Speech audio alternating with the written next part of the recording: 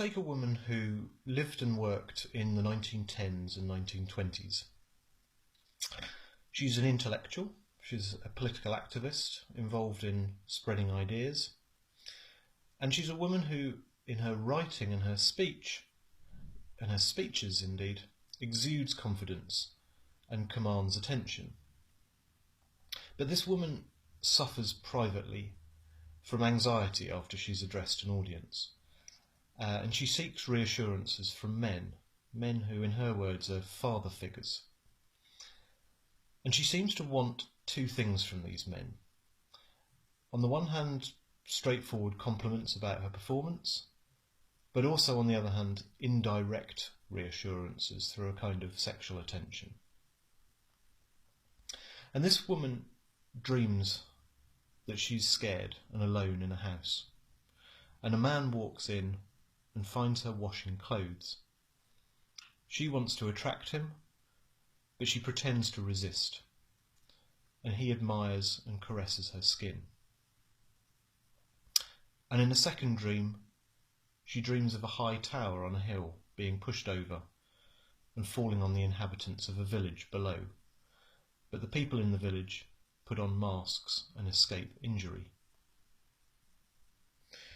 Now, this woman was a patient of Joan Riviera, and she's the subject of Riviera's essay written in the 1920s called Womanliness as Masquerade, and I've added a link in the box below the video here so that you can read that essay. It's considering how early it was in the history of psychoanalysis, it's an extraordinarily kind of exciting and forward-thinking essay.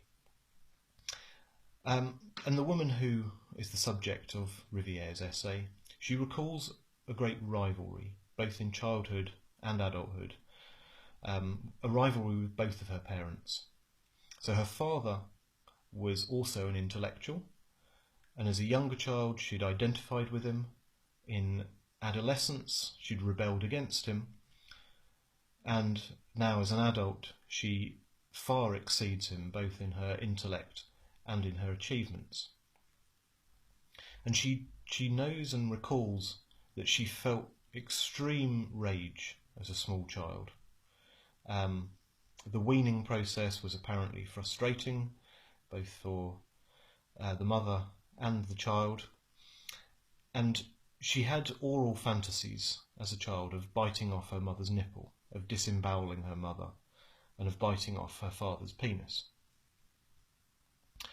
And as I say, in adulthood, she feels, only semi-consciously, she still feels this rivalry towards both of her parents, but particularly her mother. And she enacts these relationships with other women, which are good and convivial as long as she can feel superior to them.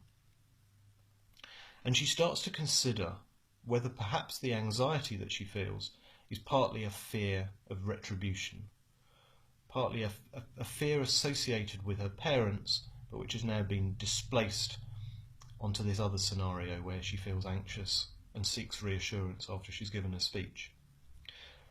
She wonders whether the sexual advances towards these father figures might unconsciously be a way of mollifying her father's anger. Riviere argues that she must placate her mother and identify with her father by, and I quote, using the masculinity she thus obtains by putting it at the service of the mother. She becomes the father and takes his place, unquote. But since she also fears her father, she needs to castrate him. She needs to reduce him to nothing. And she does this by masquerading for him via these father figures. And going back to that first dream about her being alone in the house, about finding and resisting this anonymous man, she wonders if this is a fantasy about killing her parents, whereby she finds herself alone. And fearing their retribution, she then castrates herself by taking on menial tasks, by washing washing clothes. And she puts on a mask of innocence so that this anonymous man is friendly towards her, so that she's protected. And Riviere says that this masquerade, this putting on a mask, which also features in the second dream, this is not essentially different from so-called genuine womanliness or femininity. Now we need to be very much on our guard here, because womanliness and femininity do not apply only to human beings who are biologically or genitally female. So the woman protects herself from the vengeance of her parents, from her father by wearing a mask, and from her mother by taking on the phallus. And by taking on the phallus, she thereby helps her mother. And in so-called real life, she enacts this fantasy through these kind of helpful but rather patronising relationships with less able women. And all this helping others gets her down terribly, in fact.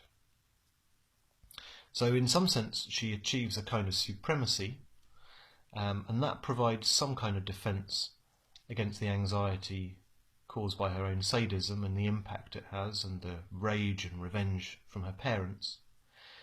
But when that supremacy collapses, she also collapses.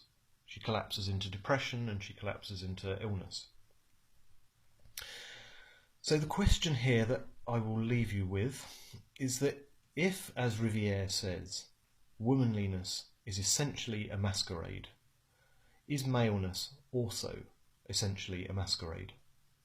Is gender simply a performance, equally so for men and women? Or is there a difference here? Is there some kind of asymmetry, something which constitutes a real difference between the sexes? And if that's the case, if there is such a thing as sexual difference, where are the blacks, the whites, and the grey areas?